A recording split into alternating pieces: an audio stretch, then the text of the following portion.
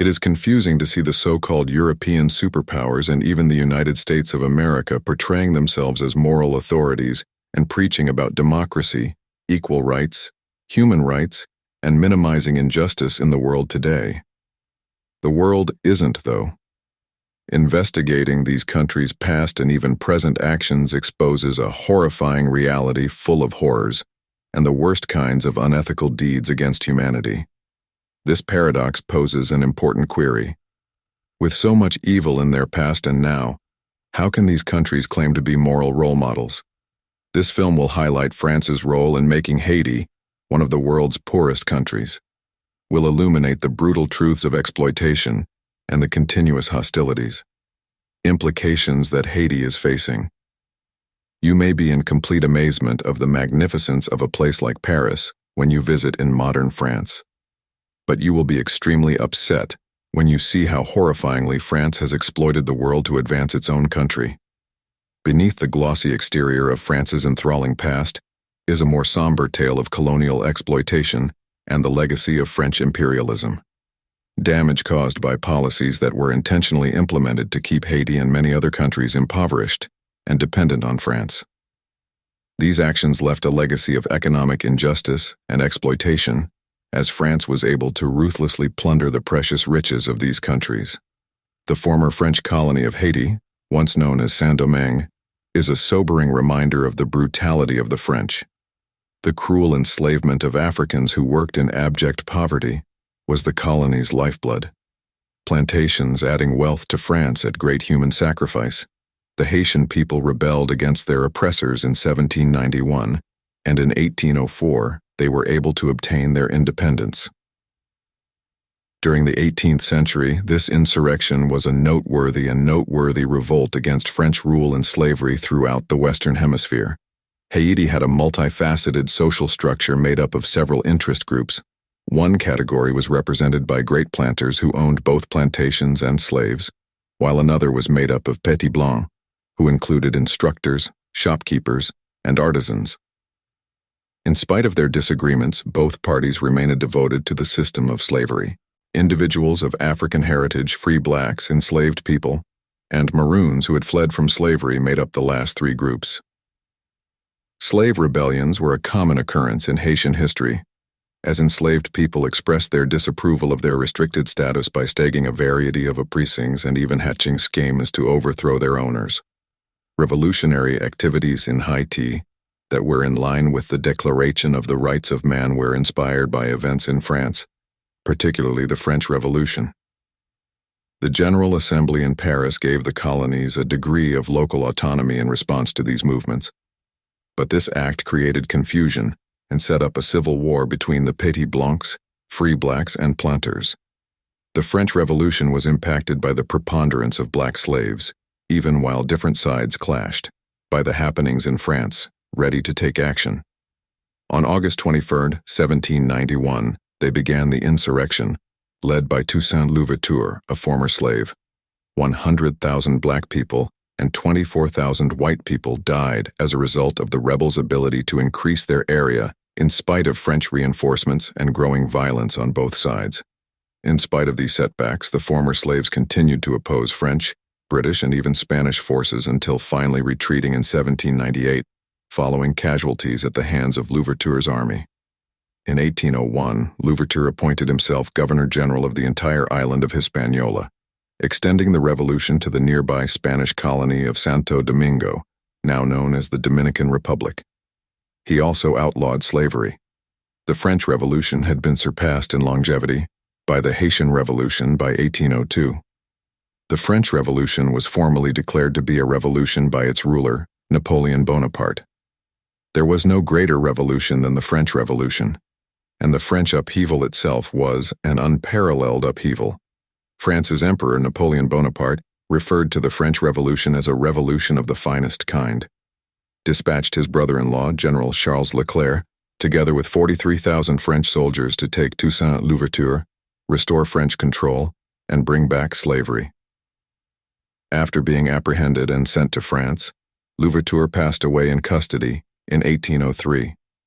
One of Louverture's generals, the former slave Jean-Jacques Dessalines, led the revolutionaries to victory over the French army on November 18, 1803, at the Battle of Vertières, 1st of January 1803. Dessalines dubbed the country Haiti and declared its independence in 1804. Haiti became the second country in the Western Hemisphere and the first black republic in history to declare independence from a European state. But Haiti's independence was not without a serious catch. France made plans to retake its cherished colony because it was unwilling to lose it. Haiti was split into two areas in 1806, with former black slave Henri Christophe dominating the north and Alexandre Pétion ruling the south. France remained committed to bringing back slavery, even though they had experienced the Haitian Revolution firsthand. If Haiti managed to escape its authority, France wanted to immobilize it. Due to France's request for assistance, both halves of the island nation allowed France to meddle in internal issues and take advantage of its riches.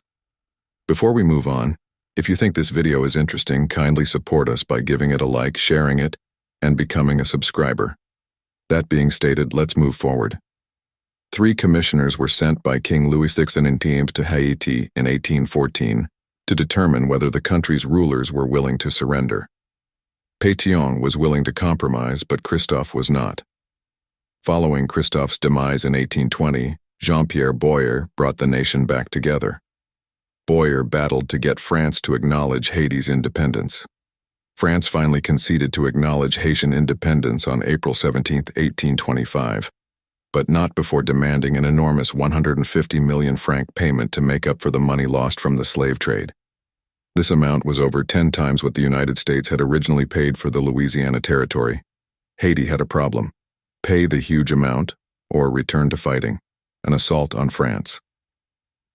In July, King Charles V sent Baron de Macau to Haiti with a fleet of 14 warships and more than 500 cannons to scare Boyer and warn that France would reclaim Haiti by force if the money was not paid.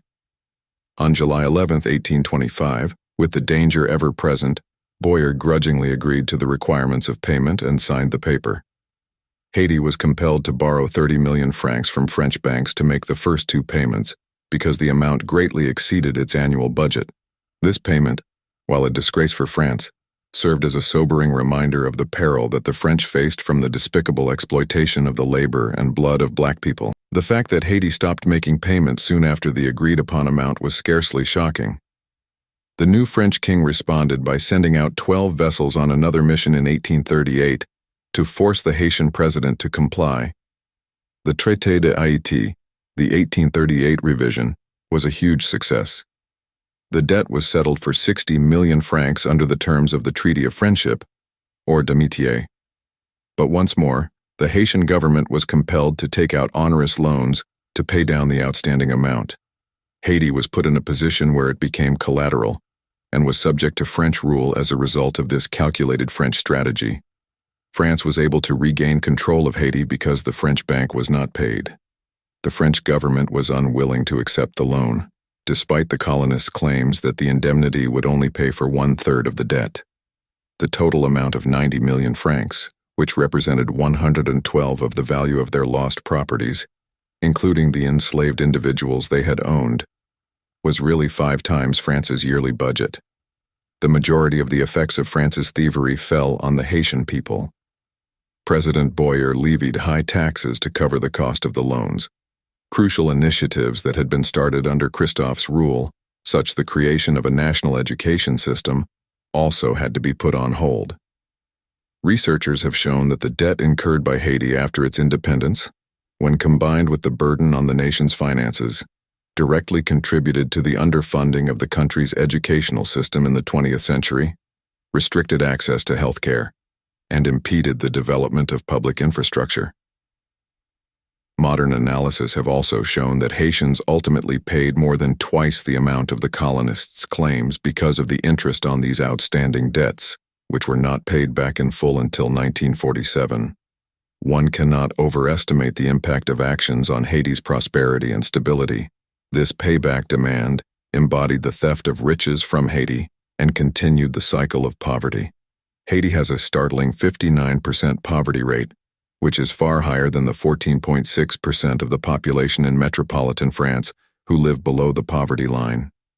These stark differences in wealth highlight the long-lasting effects of a history characterized by constant exploitation. Financial inequity. France's attempt to retake control of Haiti severely immobilized the country, even if it was not successful. Since gaining its independence in 1804, Haiti has had difficulty escaping poverty as a result of having to forego its education, future, and growth during those critical early years. In order to really appreciate the extent of France's injustice toward Haiti, one must realize that a family of French citizens makes over $31,000 a year, while a family of Haitians makes a pitiful $450. These differences in income and wealth highlight the long-lasting effects of generations of Africans and their descendants having had their labor stolen. Haiti's economic problems were made worse by the French indemnity that was placed on the country against its will, making it much harder for Haiti to escape the cycle of poverty. Had previously enslaved them, a historical first, further exacerbating Haiti's financial problems. In summary, the chronicles of French colonial exploitation of Haiti present a bleak image of economic inequality, greedy colonialism, and the long-term effects of exploitation. Even with its outward display of development and sophistication, France's troubled past still looms large over the countries it subjugated. The history of Haiti is a potent reminder of the extent colonial powers would go to, in order to preserve their dominance and make money at the expense of the native populace. In my opinion, states like France don't have the moral right to teach any other country morality, or how to run its affairs, particularly when it comes to African countries like Niger, Mali, Burkina Faso, and others.